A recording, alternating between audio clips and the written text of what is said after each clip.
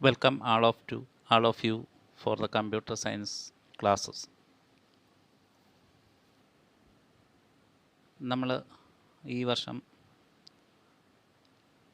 ആദ്യമായി computer science ക്ലാസ്സിലേക്ക് കടക്കുകയാണ്. അപ്പം നിങ്ങളുടെ ടെക്സ്റ്റ് ബുക്കുകളും അതോടൊപ്പം തന്നെ സിലബസുകളും ഒക്കെ നിങ്ങൾക്ക് കിട്ടിക്കാണും എന്ന് വിചാരിക്കുന്നു. കമ്പ്യൂട്ടർ സയൻസിൻ്റെ ഫസ്റ്റ് ഇയർ ഭാഗത്ത് 2 പുസ്തകങ്ങളാണ് ഉള്ളത്. അതിൽ ഫസ്റ്റ് പാർട്ടെന്നും സെക്കൻഡ് പാർട്ടെന്നും അങ്ങനെ തരംതിരിച്ച് 2 പുസ്തകങ്ങളാണ് പഠിക്കാനുള്ളത്. അപ്പോൾ ഈ ഫസ്റ്റ് ഇയർ കമ്പ്യൂട്ടർ സയൻസിൻ്റെ ആദ്യത്തെ പാർട്ടിൽ 6 ചാപ്റ്റേഴ്സാണുള്ളത്. ഇത് ആദ്യത്തെ ചാപ്റ്റർ എന്ന് പറയുന്നത് ഡിസിപ്ലിൻ ഓഫ് കമ്പ്യൂട്ടിംഗ് എന്ന് പറയുന്ന ഭാഗമാണ്. ഡിസിപ്ലിൻ ഓഫ് കമ്പ്യൂട്ടിംഗ് എന്ന് പറയുന്ന ഭാഗത്ത് ആദ്യത്തെ ചാപ്റ്ററിൽ പല വിധത്തിലുള്ള കമ്പ്യൂട്ടിംഗ് ഡിവൈസസിനെ കുറിച്ചും അതോടൊപ്പം തന്നെ കമ്പ്യൂട്ടർ എന്ന് പറയുന്ന മെഷീൻ്റെ ആവിർകാരം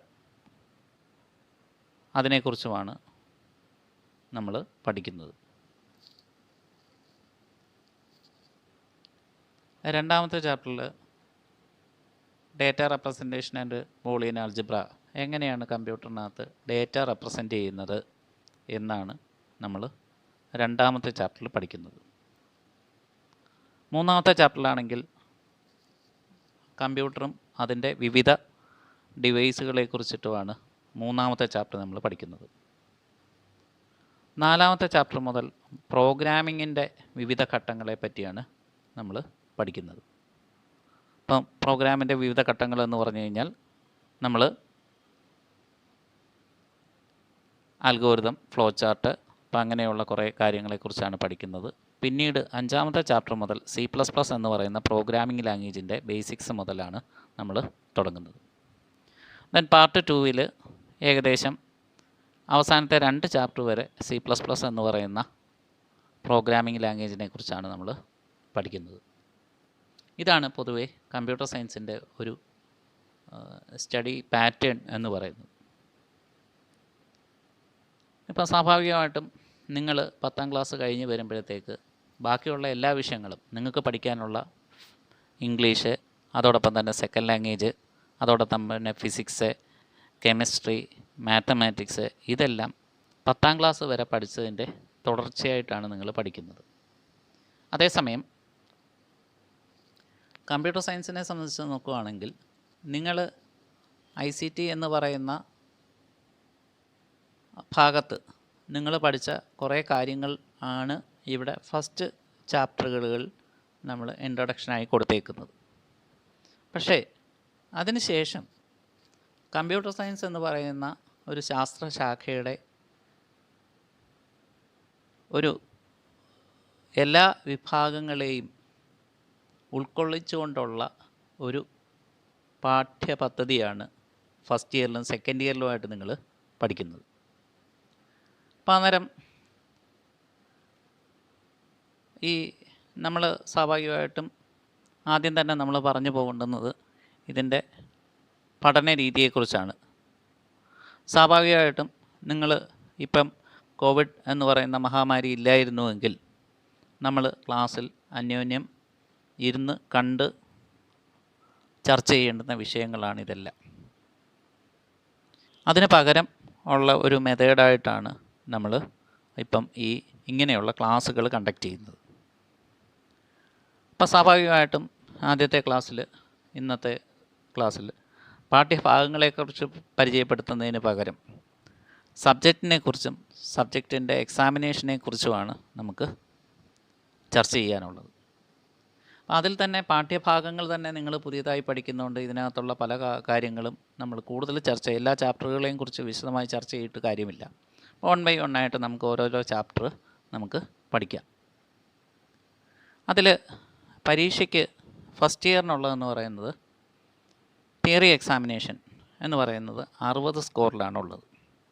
അതോടൊപ്പം തന്നെ നിങ്ങൾ 10ാം ക്ലാസ്സിലുള്ളതിൻ്റെ കൂട്ട് തന്നെ CCE comprehensive and continuous evaluation എന്ന് പറയുന്നത് 20 മാർക്കും, അങ്ങനെ 80ലാണ് നിങ്ങളുടെ ഫസ്റ്റ് ഇയറിലെ മാർക്ക് എന്ന് പറയുന്നത് നൽകുന്നത്. ഇപ്പം ഫസ്റ്റ് ഇയർ കഴിഞ്ഞാൽ അടുത്ത സെക്കൻഡ് ഇയറിലാണെങ്കിൽ നിങ്ങൾക്ക് തിയറി പരീക്ഷയ്ക്ക് 60 മാർക്ക് തന്നെയായിരിക്കും, കണ്ടിന്യൂസ് ഇവാലുവേഷന് 20 മാർക്ക് തന്നെയായിരിക്കും, പിന്നീട് പ്രാക്ടിക്കൽ ഇവാലുവേഷൻ, ആ പ്രാക്ടിക്കൽ ഇവാലുവേഷന് 40 മാർക്കാണ്. അപ്പം അങ്ങനെ 120 മാർക്കാണ് മൊത്തത്തിൽ സെക്കൻഡ് ഇയറിലുള്ളത്. അപ്പോൾ സ്വാഭാവികമായിട്ടും ഫസ്റ്റ് ഇയറിലെ മാർക്കും സെക്കൻഡ് ഇയറിലെ മാർക്കും കൂടെ കൂട്ടിയാണ് നിങ്ങളുടെ ടോട്ടൽ മാർക്ക് എന്ന് പറഞ്ഞു കഴിഞ്ഞാൽ ഒരു ഹയർ സെക്കൻഡറിയിൽ ഒരു സബ്ജക്റ്റിൻ്റെ മാർക്കെന്ന് പറയുന്നത് 200 മാർക്കിലാണ് നൽകപ്പെടുന്നത്.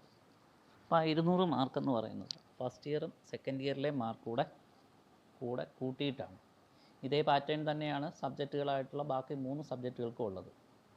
അപ്പോൾ പറഞ്ഞു വന്നത്, നിങ്ങൾക്ക് ഫിസിക്സും അതോടൊപ്പം തന്നെ കെമിസ്ട്രിയും അതോടൊപ്പം തന്നെ മാത്തമാറ്റിക്സും പഠിക്കുന്ന അതേപോലെ തന്നെയാണ് കമ്പ്യൂട്ടർ സയൻസിൻ്റെയും നിങ്ങൾക്ക് പോർഷൻസും പഠിക്കാനുള്ളത് അതേപോലെ തന്നെയുള്ള സ്റ്റാൻഡേർഡിലാണ്.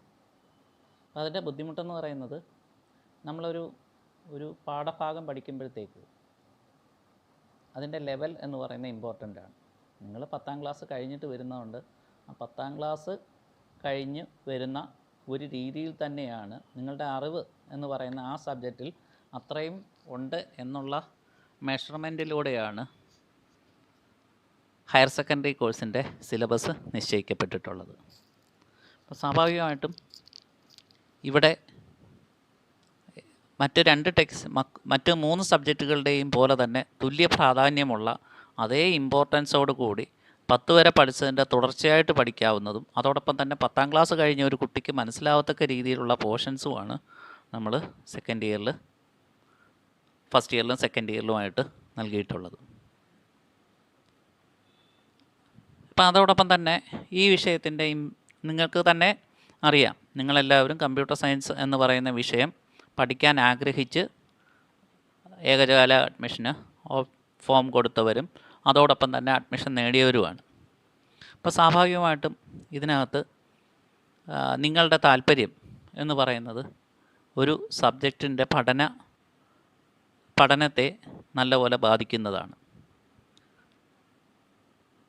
അപ്പം നമ്മൾ 10ാം ക്ലാസ്സിൽ വരെ പഠിച്ച ഉബുണ്ടു എന്ന് പറയുന്ന ഓപ്പറേറ്റിംഗ് സിസ്റ്റത്തിനേക്കാൾ ഉപരി കമ്പ്യൂട്ടർ സയൻസ് എന്ന് പറയുന്നതിൻ്റെ എല്ലാ തലങ്ങളിലേക്കും ചെന്നെത്തുന്നതാണ് നമ്മളുടെ ഇന്നത്തെ സിലബസ് എന്ന് പറയുന്നത്.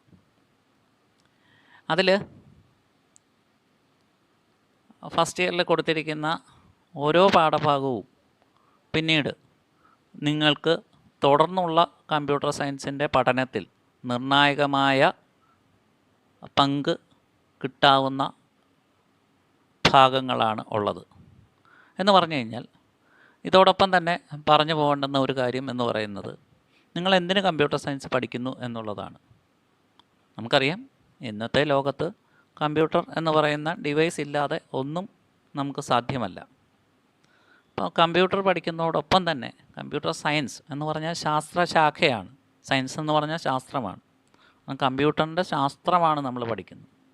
അത് നിങ്ങൾക്ക് നേരത്തെ തന്നെ അറിയാം, ഹാർഡ്വെയർ ആകാം, അതോടൊപ്പം തന്നെ സോഫ്റ്റ്വെയറും ആകാം. അപ്പോൾ ഈ മേഖലയിൽ നിങ്ങൾക്ക് കൂടുതൽ പഠിക്കാനുള്ള ബേസിക്കിന് വേണ്ടിയിട്ടാണ് ഹയർ സെക്കൻഡറി കോഴ്സിൽ കമ്പ്യൂട്ടർ സയൻസ് എന്ന് പറയുന്ന ഒരു വിഷയം ഉൾപ്പെടുത്തിയത്. അപ്പോൾ സ്വാഭാവികമായിട്ടും നിങ്ങളുടെ ലക്ഷ്യം എന്ന് പറയുന്നത്, ലക്ഷ്യത്തിൽ ഒന്ന് എന്ന് പറയുന്നത് കമ്പ്യൂട്ടർ സയൻസ് എന്ന് പറയുന്നത് ഒരു ഭാഗമായിട്ട് പഠിക്കുക എന്നുള്ളതാണ്. അത് നിങ്ങൾ ഇത് കഴിഞ്ഞിട്ട് ഏത് കോഴ്സിന് പോയി കഴിഞ്ഞാലും സ്വാഭാവികമായിട്ടും അവിടെ ഇതിൻ്റെ തുടർച്ച ഉണ്ടാകും. അത് കമ്പ്യൂട്ടർ സയൻസ് തന്നെ. നിങ്ങളിപ്പം കമ്പ്യൂട്ടർ സയൻസ് +1 അല്ലെങ്കിൽ +2 ഹയർ സെക്കൻഡറി കോഴ്സായിട്ട് സെലക്ട് ചെയ്തു എന്ന് പറഞ്ഞുകൊണ്ട് എല്ലാവരും കമ്പ്യൂട്ടർ സയൻസ് ഇഷ്ടമാവണമെന്നൊന്നുമില്ല.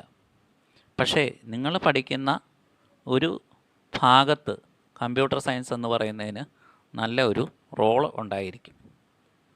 ഇപ്പോൾ എക്സാമ്പിളായിട്ട് പറയുകയാണെങ്കിൽ, നിങ്ങൾ ഇതിന് കഴിഞ്ഞിട്ട് ഫിസിക്സ് പഠിക്കാനാണ് നിങ്ങൾക്ക് താല്പര്യമെങ്കിൽ എന്ന് വെച്ചാൽ degree physics, BSc physics, MSc physics, ആ രീതിയിൽ ഫിസിക്സ് എന്ന് പറയുന്നത് ഒരു വിഷയമായി എടുത്ത് പഠിക്കാൻ താല്പര്യപ്പെടുന്ന ഒരാളാണെങ്കിൽ അവർക്ക് കമ്പ്യൂട്ടർ സയൻസ് എന്ന് പറയുന്നത് പഠിച്ചേ മതിയാവും. കാരണം പല ഫിസിക്സിൻ്റെ പ്രാക്ടിക്കൽസും അതോടൊപ്പം തന്നെ പല കാര്യങ്ങളും ഇപ്പം ഇന്ന് കമ്പ്യൂട്ടർ വഴിയാണ് ചെയ്യുന്നത്. അതേപോലെ തന്നെ പ്രോഗ്രാംസ് ഉപയോഗിച്ചുകൊണ്ടാണ് ചെയ്യുന്നത്. കെമിസ്ട്രി ആയാലും അത് തന്നെ, മാത്സും അത് തന്നെ. യഥാർത്ഥത്തിൽ കമ്പ്യൂട്ടർ സയൻസ് എന്ന് പറയുന്നത് കമ്പ്യൂട്ടർ സയൻസിൻ്റെ ആദ്യകാല എല്ലാ ശാസ്ത്രജ്ഞന്മാരും മാത്തമാറ്റിക്സ് ബേസ് ഉള്ളവരാണ്. അപ്പോൾ അതുകൊണ്ട് സ്വാഭാവികമായിട്ടും ഇത് കണക്കിൻ്റെ അല്ലെങ്കിൽ മാത്തമാറ്റിക്സിൻ്റെ ഒരു ഉപശാഖയായി പന്തലിച്ച് നിൽക്കുന്ന ഒരു വിഷയമാണ്. അപ്പോൾ കമ്പ്യൂട്ടർ സയൻസ് എന്ന് പറഞ്ഞു കഴിഞ്ഞാൽ കമ്പ്യൂട്ടർ സയൻസ് എന്ന് പറയുന്ന വിഷയത്തെ നമുക്ക് ഒറ്റ ഇതിൽ എടുത്ത് മാറ്റാൻ പറ്റില്ല.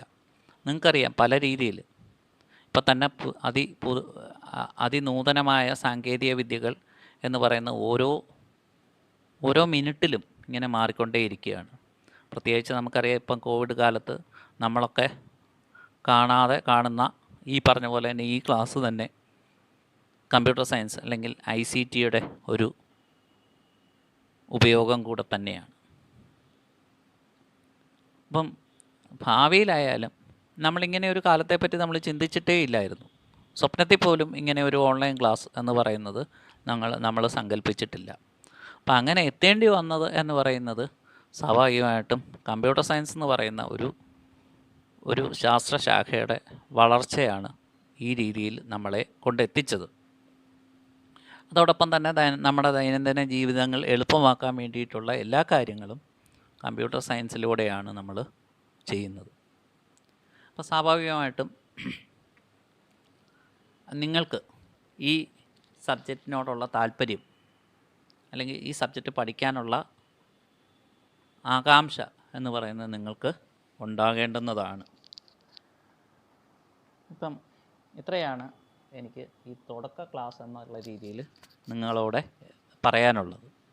ഇന്നത്തെ ദിവസം നിങ്ങൾക്കറിയാം സ്കൂളിൻ്റെ ഓൺലൈൻ ക്ലാസ് എന്ന് പറയുന്നത് ഇവിടെ ആദ്യം തുടക്കം കുറിക്കുന്നത് തന്നെ കമ്പ്യൂട്ടർ സയൻസ് എന്ന് പറയുന്ന ക്ലാസ്സിലൂടെ കൂടെയാണ്.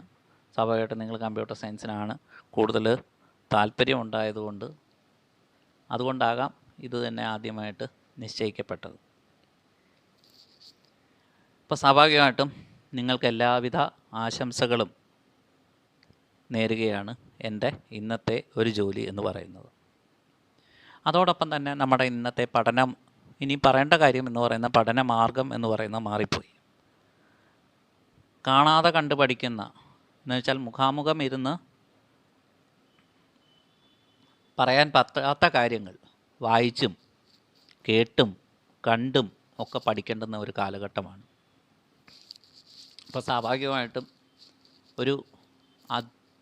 ഒരു ക്ലാസ് റൂമിൽ വെച്ചിട്ടാണെങ്കിൽ അധ്യാപകൻ്റെ റോളാണ് കൂടുതലുള്ളത്.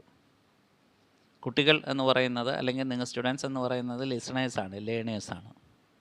സ്വാഭാവികമായിട്ടും ഇപ്പോഴാണെങ്കിൽ അതിന് മാറ്റം വന്നു. നിങ്ങൾ സെൽഫ് ലേണിംഗ് കൂടെ മാത്രമേ നിങ്ങൾക്കിത് സാധിക്കത്തുള്ളൂ ഈ കാലഘട്ടത്തിൽ. കാരണം ഓൺലൈൻ ക്ലാസ് ആകാം, ഞാനിവിടെ ഒന്ന് സംസാരിക്കുന്നു, ഈ പറയുന്ന കാര്യങ്ങൾ കുറേ നേരം കഴിഞ്ഞിട്ടാണ് നിങ്ങൾ കാണുന്നത്. അപ്പോൾ കാണുമ്പോൾ സ്വാഭാവികമായിട്ടും നിങ്ങൾക്ക് അതിനോടുള്ള താല്പര്യം എന്ന് പറയുന്നത് സ്വാഭാവികമായിട്ടും അത് നിങ്ങളുടെ പഠന രീതിയെ ബേസ് ചെയ്തുകൊണ്ടിരിക്കുന്നു. കൃത്യമായിട്ടും എല്ലാ ക്ലാസ്സുകളും, എല്ലാ വിഷയത്തിൻ്റെയും എല്ലാ ക്ലാസ്സുകളും ഈ ആ സമയത്ത് തന്നെ കാണാൻ ശ്രമിക്കുക. അതോടൊപ്പം തന്നെ നിങ്ങൾ ഓരോ ക്ലാസ് കഴിയുമ്പോഴും ആ ക്ലാസ്സിൻ്റെ നോട്ട്, അതോടൊപ്പം തന്നെ ക്വസ്റ്റ്യൻ ആൻസേഴ്സ്, അതോടൊപ്പം തന്നെ അതിൻ്റെ സംശയങ്ങൾ അന്നത്തെ ദിവസം തന്നെ തീർത്ത് നിങ്ങൾക്ക് പോകാവുന്നതാണ്. അപ്പോൾ സ്വാഭാവികമായിട്ടും ഒരു വാട്സാപ്പ് ഗ്രൂപ്പ്, കമ്പ്യൂട്ടർ സയൻസിൻ്റേതായിട്ടുള്ള ഒരു വാട്സപ്പ് ഗ്രൂപ്പ് തന്നെ നമുക്കുണ്ടാക്കാം. എന്നിട്ട് അതിലൂടെ നമുക്ക് ഈ പറഞ്ഞ പോലെ തന്നെയുള്ള കാര്യങ്ങൾ ചർച്ച ചെയ്യാം. അപ്പോൾ തൽക്കാലം ഇവിടെ ഇന്നത്തെ ക്ലാസ് അവസാനിപ്പിക്കുകയാണ്. നിങ്ങൾക്കെല്ലാവർക്കും ഒരിക്കൽ കൂടി നല്ലൊരു പഠന അന്തരീക്ഷം അല്ലെങ്കിൽ നല്ലൊരു പഠനം ഉറപ്പുവരുത്തട്ടെ എന്ന് ആശംസിച്ചുകൊണ്ട് നിർത്തുന്നു. അടുത്ത ക്ലാസ്സിൽ നമ്മൾ ഒന്നാമത്തെ അധ്യായത്തെക്കുറിച്ച്